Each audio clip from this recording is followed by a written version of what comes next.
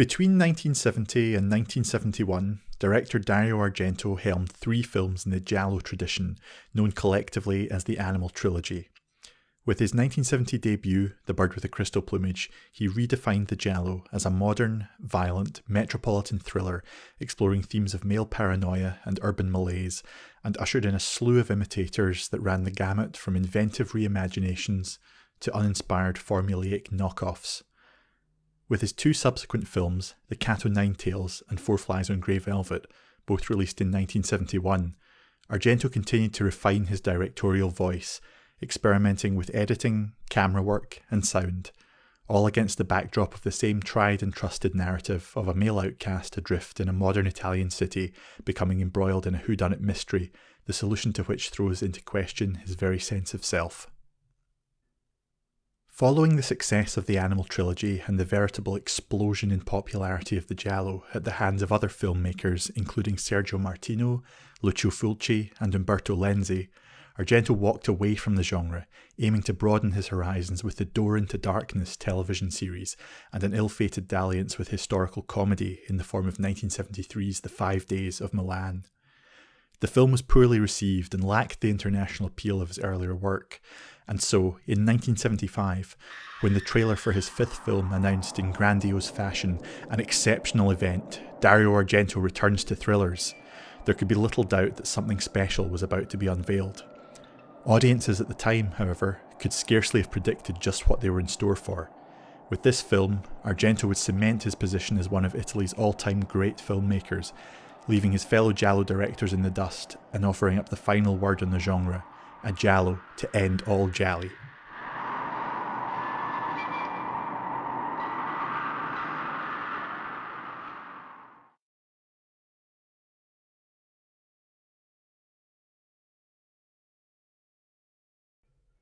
Returning to the classic Giallo formula he crafted 5 years earlier with The Bird with the Crystal Plumage, Argento cast David Hemmings as Mark Daly, an English jazz pianist living in Rome, who becomes the unwitting witness to the murder of his neighbour, the psychic Helga Ullmann.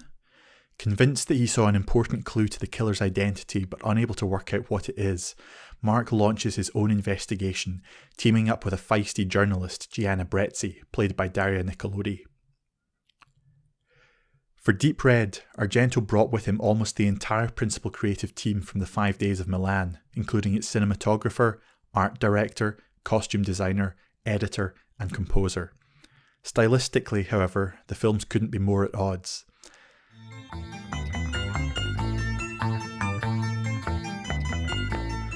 Deep Red's departure in this respect from its director's previous work is heralded right from the outset in the form of the stark, minimalist opening credits, white text on a black background, in contrast especially to the wild, action-packed title sequence of Four Flies on Grey Velvet.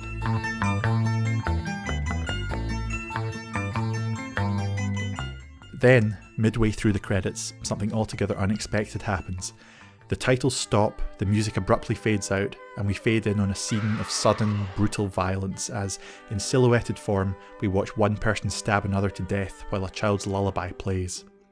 It's profoundly disorientating, interrupting the flow of the titles, and at this stage in the film it's impossible to determine its context or significance, but it establishes the thematic link between innocence and violence that permeates throughout the entire film, and, quite apart from that, it tells viewers in no uncertain terms to expect the unexpected.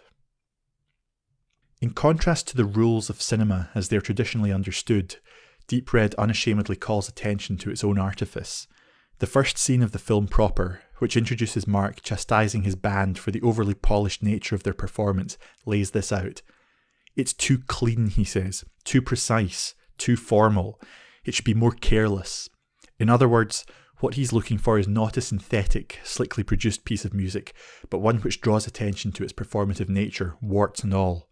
If it were a painting, we ought to be able to see the brushstrokes.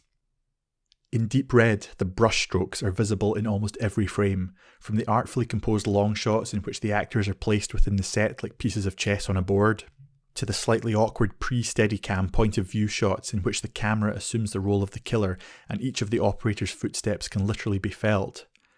The sudden, seemingly unmotivated cutaways to godlike, high-angle views which often serve to frustrate the viewer by obscuring the character who's currently speaking.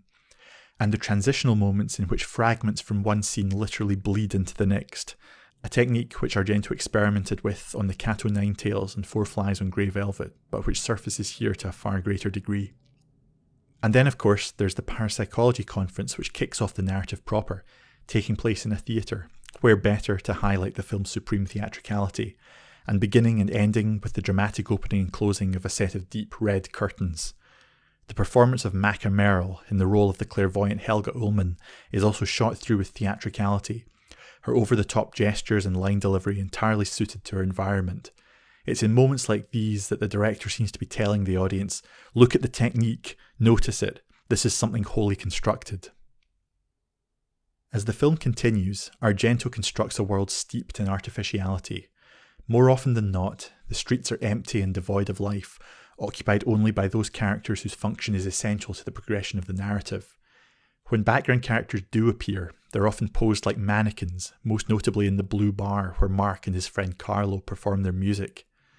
As Mark sets out on his investigation into the murder of Helga Ullmann, he wanders around a city that is a patchwork of Rome and Turin, incorporating identifiable locations from both, such as the famous piazza in Turin where Mark and Carlo debate the meaning of truth, and in effect becoming neither one nor the other.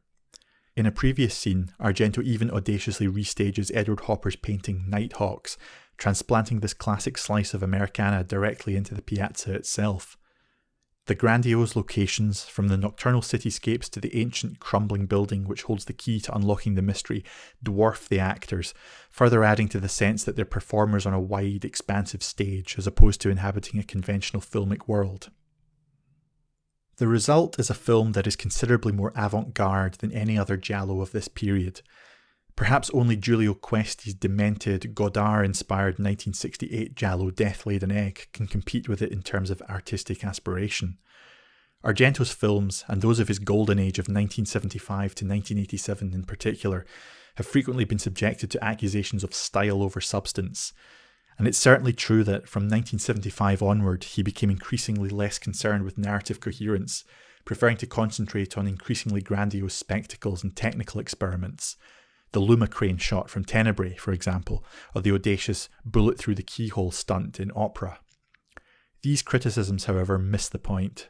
Far from abandoning substance in favour of style, in Deep Red, as indeed in later highlights from Argento's career such as Suspiria, Inferno and Opera, the style is the substance, a perfect symphony of form in which every individual element, from the plot to the performances to the set design to the camera work to the music, works in harmony to create a cinematic experience unlike any other. This is a form of filmmaking which rejects the orthodox view that plot is king, and as a result Argento isn't overly concerned if a particular stylistic flourish takes the viewer out of the narrative for a while, because the narrative works in service to the spectacle, not the other way around. Deep Red is replete with examples of the sort of strange non-logic that Argento increasingly came to favour from the mid-70s onwards, and as such serves as a transitional stage between the relatively real-world grounding of the Animal trilogy and the fantastical world of Suspiria and Inferno. Events unfold not because they necessarily make sense on a narrative level, but because they work on a visceral level. As a perfect example of this, look no further than the death of Professor Giordani, in which he is attacked first by a bizarre mechanical doll and then by the killer. The doll itself serves no logical purpose other than to further the film's motif of combining symbols of childhood with brutal violence, and yet by this stage in the running time, the audience is so fully bought into the film's privileging of style and spectacle over conventional narrative coherence that they accept this audacious stunt without question. In an essay on Deep Red published in the journal Kino Eye, Aaron Smuts introduces the concept of violence numbers as a sort of parallel to the musical numbers in musicals. The two, he argues, serve much the same purpose within their respective genres, in that these are the scenes in which everything else grinds to a halt so that the audience can enjoy the sheer spectacle without the need for it to somehow be justified by the narrative. The theory goes that audiences paying to see a musical are paying for the musical numbers themselves rather than plot or character development, and the same is true for a horror movie or a giallo. Michael Coven makes a similar point in his book La Dolce Morta, Vernacular Cinema and the Italian Giallo Film, with reference to Pier Paolo Pasolini's notion of the cinema of poetry. Specifically, these are the moments when the quote-unquote real film shines through, the set pieces that constitute what the filmmakers really wanted to do, with the scenes connecting them mere window dressing. It would be selling Deep Red short to suggest that the moments between the violence numbers don't matter, but it's demonstrably the case that in Deep Red, as in the Giallo as a whole, it's in the murder set pieces that the director and his camera are at their most energetic. In addition, acts of senseless, seemingly unmotivated violence abound throughout the film, from a brief shot of two dogs fighting to the red-haired child Olga, played with wonderful eeriness by 70s Italian cinema mainstay Nicoletta Elmi, who tortures lizards for fun and seems to actively relish being slapped by her father. Come mai hai fatto il pianista? Secondo il mio psicanalista l'ho fatto perché nel subconscio odiavo mio padre. E perciò io, pestando sui tasti, era come se gli spaccassi i denti. Vital to the success of Deep Red's violence numbers is Argento and co-writer Bernardino Zapponi's decision to maximise their visceral impact by relating them to painful everyday occurrences. Few people can relate to the feeling of being shot, for example, but we're all familiar with what it's like to scald ourselves with hot water or chip our teeth on a drinking glass. And so, the murders are all designed to mirror occurrences like these, albeit taken to excess thanks to the special effects work of the legendary Carlo Rambaldi, and by the driving prog rock score performed by the band Goblin, a combination of their own music and compositions by the film's initial composer, Giorgio Gaslini.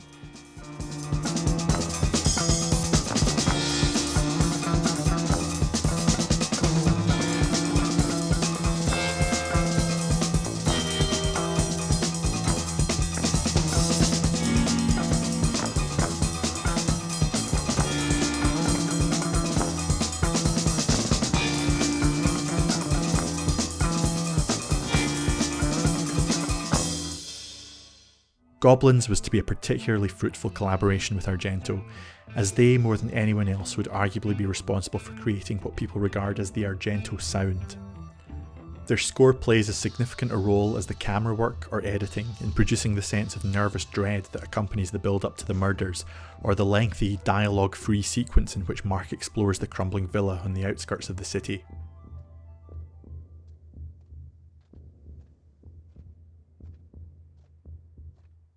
In his earlier gialli, and in particular the Cato Nine Tales, Argento experimented with the use of the subjective camera, or eye camera, in which the camera assumes the point of view of one of the characters, usually the killer. The earlier film featured a bravura sequence in its opening 10 minutes, a break-in at a research facility shown exclusively from the killer's point of view. But Deep Red incorporates the eye camera far more completely throughout its running time. While Michael Powell's Peeping Tom is generally regarded as the primary originator of the camera as stand-in for the killer's eyes, it was arguably Deep Red that had the more immediate influence on the likes of John Carpenter's Halloween and its successors. Argento's notorious disdain for actors, at least at this point in his career, means that there is considerable merit to the oft-made claim that the real star of his films is the camera. Indeed, in the fetishistic close-ups of the killer's various murder weapons and creepy childhood toys, as well as the numerous sequences in which the camera either cuts away from the main action to show a different, apparently unmotivated angle, or goes exploring seemingly of its own volition, we're left with the sense that the camera is not only godlike in its omniscience, but also very much a character in its own right, imbued with its own agency and its own priorities. It often seems less interested in the actors themselves than in their surroundings, with the actors seemingly appearing in the frame because the camera happens to have chosen to be in that location. It's this, more than anything, that creates the air of foreboding and hopelessness that imbues the film. There's a sense that the characters are merely small pieces of a much larger puzzle, and that they have no real control over the events in which they find themselves. Instead, power is invested in something much larger and more powerful than them, the director and his camera, and they're merely buffeted from one audacious set piece to the next. 1, 2, 3, via!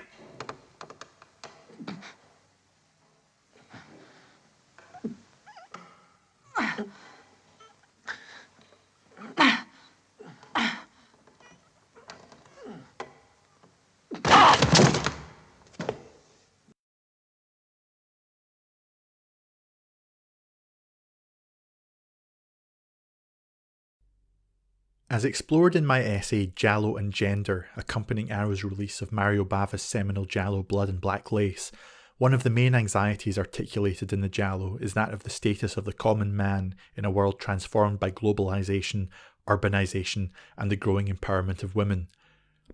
With The Bird with the Crystal Plumage, Argento distilled this into its purest sense in the form of protagonist Sam Dalmas, a frustrated author whose nocturnal wanderings ultimately bring him into contact with Monica Ranieri, the deranged razor killer who has been terrorizing the city. Throughout the film, Sam is rendered impotent and ineffectual, from the opening set piece in which he finds himself trapped between two sliding glass doors to the eventual climax where the demented Monica, a nightmarish personification of women's emancipation, traps him beneath an art exhibit and straddles him in a clear inversion of male-female gender norms. With Deep Red, in so many respects a reworking of The Bird with the Crystal Plumage, Argento returns to the same themes of female empowerment and the breakdown of male identity, but he confronts them here in a far more explicit manner.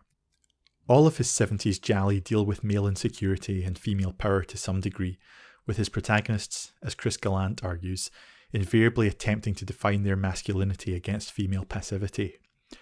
It's because they underestimate their female counterparts that they eventually find themselves at their mercy, in Mark's case both on the trivial level, losing an arm wrestling contest with Gianna, and later, far more seriously, when he realises at the last minute that the killer is in fact Carlo's mother Marta, whom he and the audience previously dismissed as a harmless eccentric.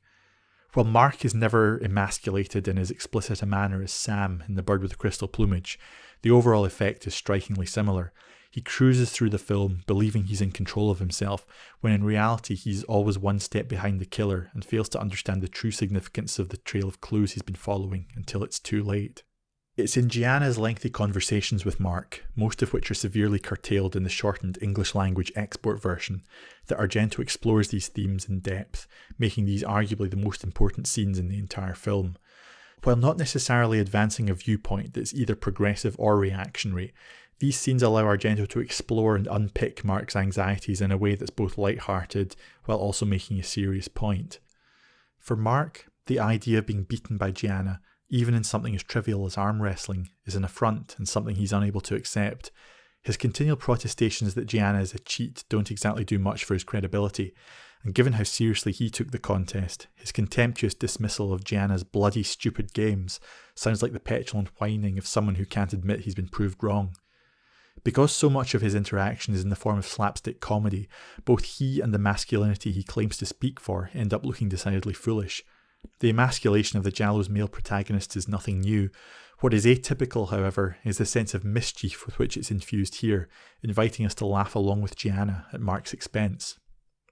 Gianna, meanwhile, is presented as tough, intelligent, and proactive, assuming an active role in the amateur investigation, more so, indeed, than Mark, given how many of the concrete leads she actually unearths. Indeed, in a later scene, we discover that while she's been out on the case, he's been sitting at home doing crosswords. Gianna, incidentally, is played by Daria Nicolodi, who has appeared in a grand total of 6 of Argento's films, more than any other actor, with the exception of bit player Fulvio Mingozzi. They met during the making of Deep Red and began a relationship that would prove as tempestuous as it was creatively productive.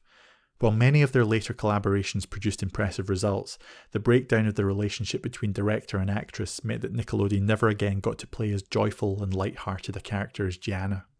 Bye-bye.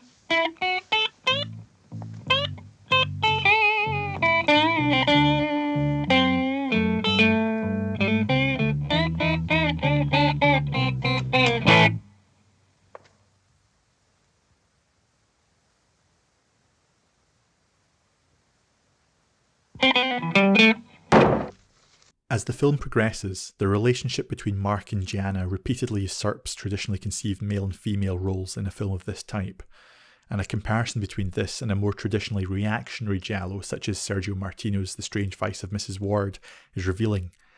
In that film, the female protagonist is very much a typical damsel in distress who has to be saved by the good man from the bad men. In Deep Red, by contrast, Mark repeatedly finds himself in the position of having to be rescued by Gianna. From the scene in which, menaced by the killer in his apartment, he phones her and begs her to come and save him, to a later scene in which she drags him unconscious from a burning building. It's telling that following this incident, they never argue again about gender politics. It's an argument that she seems to have well and truly won by this stage. A recurring trait in Argento's male protagonists is that they like to pretend to themselves and others that they're more radical and progressive than they actually are. Mark's image is that of the laid-back bohemian who plays modern experimental jazz and swans around Europe, soaking up the local culture. In truth, though, his scenes with Gianna reveal that deep down he's every bit as conservative as the establishment he rails against.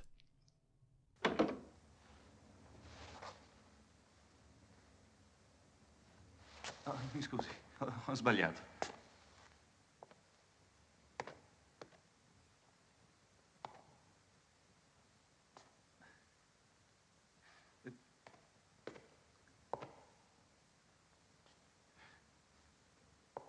Senta, io cercavo un amico, Carlo. La madre mi ha dato questo indirizzo, è qui? Sì, sì. Entra pure. Grazie. This tendency is also apparent in his dealings with Carlo and his boyfriend Massimo. All of Argento's 70s gialli feature gay men, and if viewed chronologically, it's possible to trace a definite maturation in their portrayal, from the simpering, lecherous antique dealer in The Bird with the Crystal Plumage to the far more sympathetic, albeit tragic, portrayal of Carlo as a self-loathing drunk who ultimately meets his end attempting to protect his mother. Mark's initial nervousness and discomfort at Carlo's homosexuality, and particularly the cross-dressing Massimo, again reveals a man struggling with his own identity. And indeed, the reading by numerous critics of Mark as a repressed homosexual has some merit, even if it's now denied by the director himself. Certainly, the pair of them are doubled in a number of interesting ways, and it's entirely possible to view Carlo as Mark's shadow aspect, to borrow a phrase from the world of psychoanalytical theory. As Maitland McDonough identifies in her book Broken Mirrors, Broken Minds, the pair are linked by circumstance and defined by issues of gender and sexuality. Carlo is tormented by the fact that he's gay to the extent that he drinks to excess, and it's obvious that he's deeply depressed, while Mark's identity as a man and his ensuing need to assert his macho credentials are clearly of profound importance to him. They're also mirror images of one another in a visual sense, as highlighted in the scene on the piazza in which they stand on opposite sides of the frame, Mark's light suit and dark shirt contrasting with Carlo's light shirt and dark suit. And it can be no accident that, in a film so concerned with the notion of doubles, the clue to unlocking the entire mystery lies in a mirror.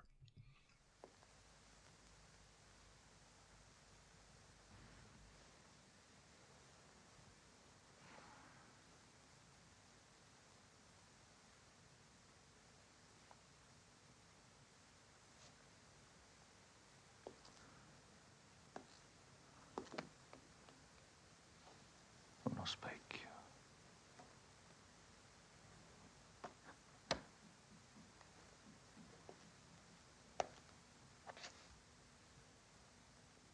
Che idiota. Era soltanto uno specchio. Non c'è mai stato un quadro qui. Quello che vedevo era solo un riflesso.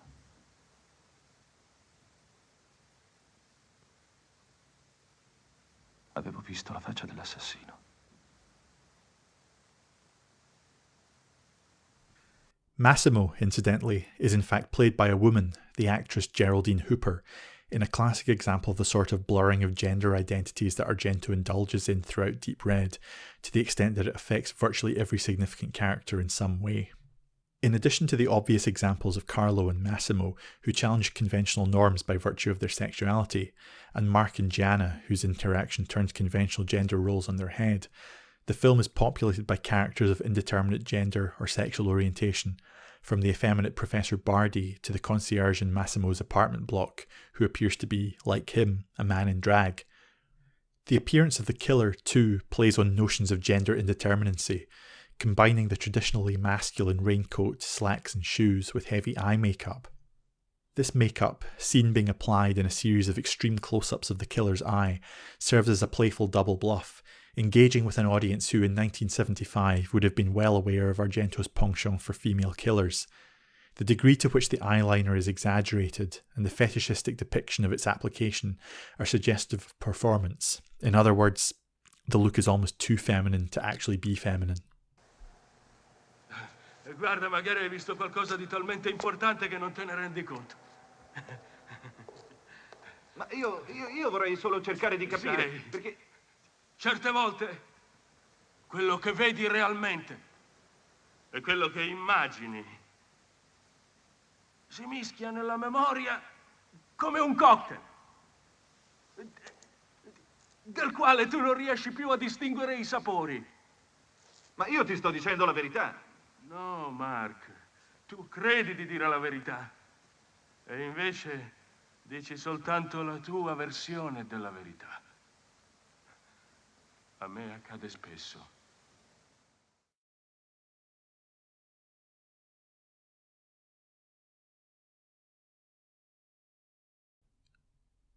Clocking in at 2 hours and 6 minutes in its original unedited form, Deep Red is by a significant margin the longest giallo in existence, and it's little wonder that its running time was substantially curtailed to an altogether brisker 1 hour and 46 minutes for its English language export version. Those who've only seen the shorter version may be forgiven for wondering why the film is so highly regarded, for in addition to merely tightening up what is admittedly and at times languidly paced thriller, it also removes much of the interplay between Mark and Gianna, all but eliminating the film's gender politics, and in the process, turning it into a much more run-of-the-mill giallo. There's an argument to be made that since making his debut with The Bird with the Crystal Plumage in 1970, Argento has essentially remade the same film over and over, altering the cast of characters and specific narrative details, but otherwise returning again and again to the same structure, themes, and plot devices. If so, then such a charge can easily be laid at the door of every single giallo director who followed in his wake. In Deep Red, however, the callbacks to The Bird with the Crystal Plumage are at their most overt, and it's tempting to see these two films, which bookend both the giallo boom of 1970 to 1975 and the first phase of Argento's career, as attempts by a novice and a seasoned director respectively to tell the same story. In the same way that The Bird with the Crystal Plumage established the formula, Deep Red perfects it, bringing themes which lay below the surface in the earlier film out into the open. The setup is the same in both. The protagonist is an English-speaking artist living in Italy who, late at night, inadvertently witnesses a violent attack on a defenceless woman. He rushes to help but is unable to do anything. Later, he becomes convinced that something he saw at the scene of the crime doesn't make sense, and that if he can only figure out what it was, he'll be able to unlock the secret of the killer's identity. Driven by this conviction, he begins to investigate the case himself, but in reality is only propelled from one set piece to another, failing to understand the reality of what he's involved in, and powerless to affect the course of the events that are now unfolding.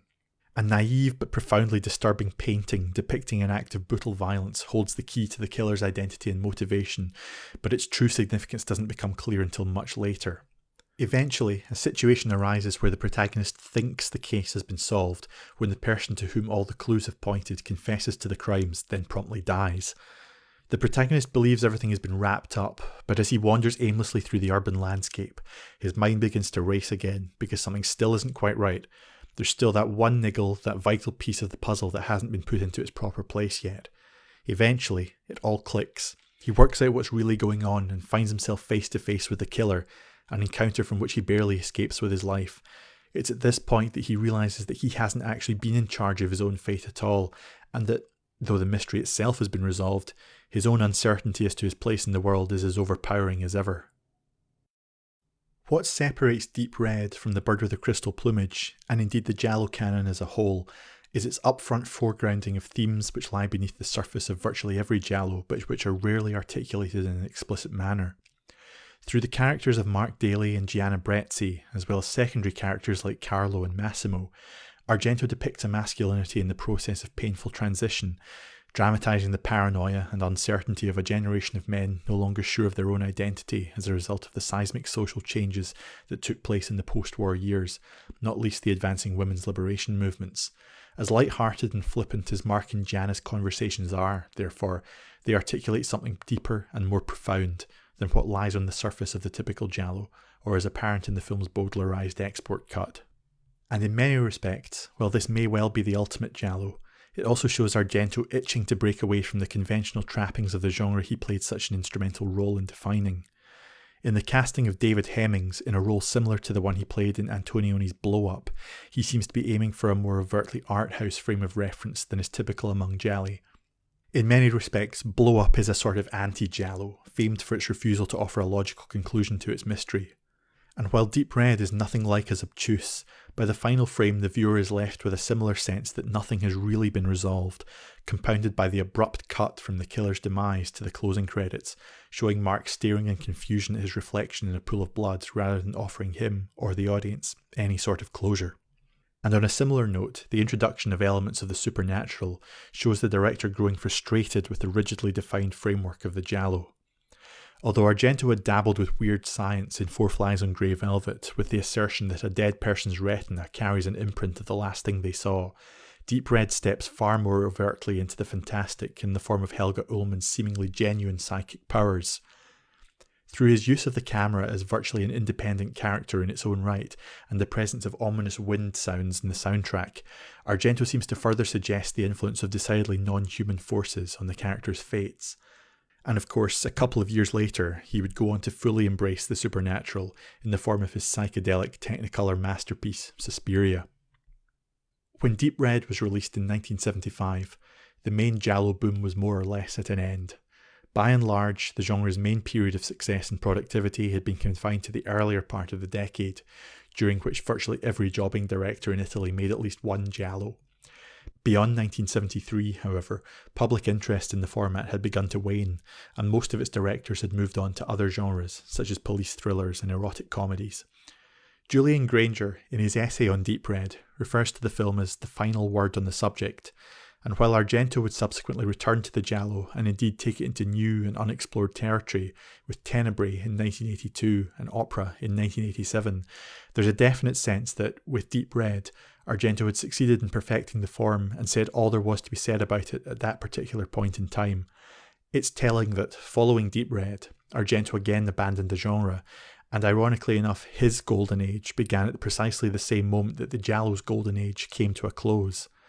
As such, while for the Giallo, Deep Red might have been the end of the road, for Argento, it was just the beginning.